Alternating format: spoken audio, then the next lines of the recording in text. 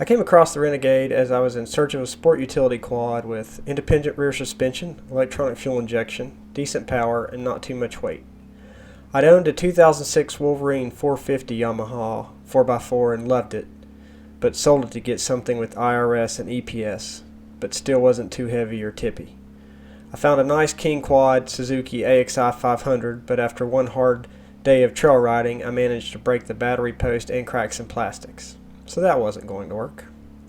I did some research and decided to try out the Can-Am.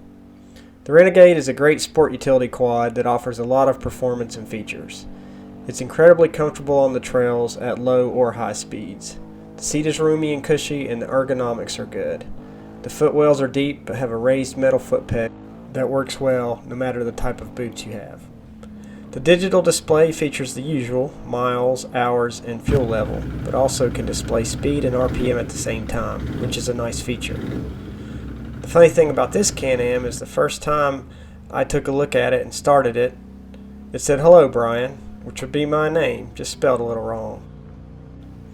It will also show a maintenance required message when it's due for an oil change. I actually find this a little annoying as it can only be cleared by a Can-Am shop. So I've had that message basically since I've owned it.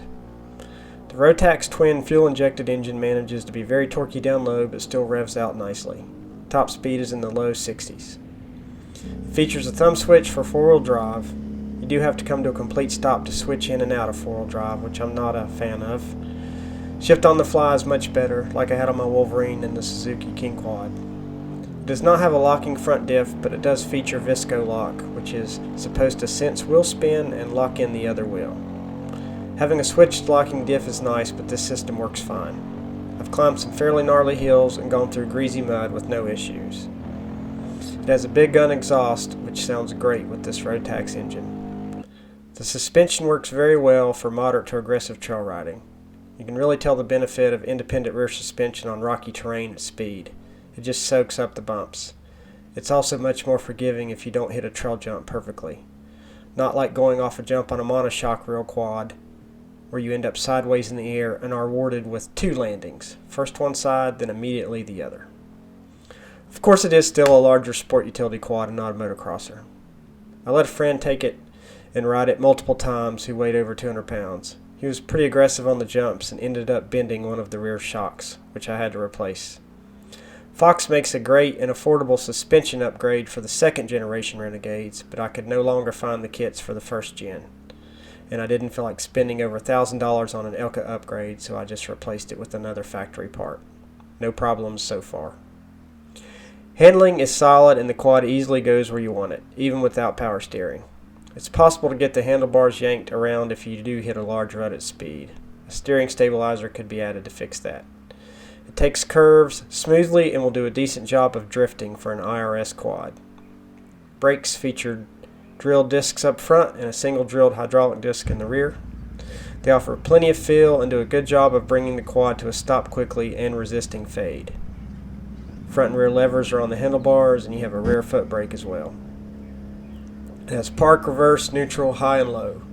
I've mainly used low for towing, and it has a very respectable towing capacity of 1,300 pounds. High can handle most trail situations, although I'm sure if you were doing a lot of slow rock crawling, the CVT belt would appreciate low gear. It has a fairly neutral weight balance and doesn't feel tippy in most situations, but if you get in a really steep angle, you will again be reminded you're still on a 600 plus pound ATV. The Renegade has a very convenient storage space behind the taillight, as well as tie-down hooks on the back behind the seat, and comes with a factory tool pack in that compartment. I figured this out about a year into ownership, but better late than never. It's very stealthy. The only thing I've had multiple issues with was the battery, which is placed on the back of the quad, kind of in the open over the rear axle, instead of under the seat, which seems like a more logical choice. When I got it, I didn't realize the battery storage compartment had some missing pieces. After riding it for a while, at one point the Renegade just came to a stop and everything had died. Having never encountered this before, I had no idea what had happened. Well, the battery had worked its way out and was hanging out in space by the positive battery cable. I went through multiple iterations of rigging jobs using various bungee cord methods, but still had more than one time where the battery would work its way out and be hanging from the positive battery cable again, including a trip where I was heading to the truck, from the trail to get a tow rope for another quad that had a broken chain. I finally got all the pieces and put it back to factory, which was a major pain, and still had a few issues that are finally sorted out. It's a pain to get to and a nightmare to work on while on the trail. But other than the battery design and issues, it's been a great quad. It's a lot of fun and very capable. It's smooth enough that you can ride for hours without getting tired, but sporty enough that you don't get bored. It's tough to beat its combination of reasonable size, features, engine, comfort, and trail capability. Try one out if you get a chance. Thanks for watching and happy riding.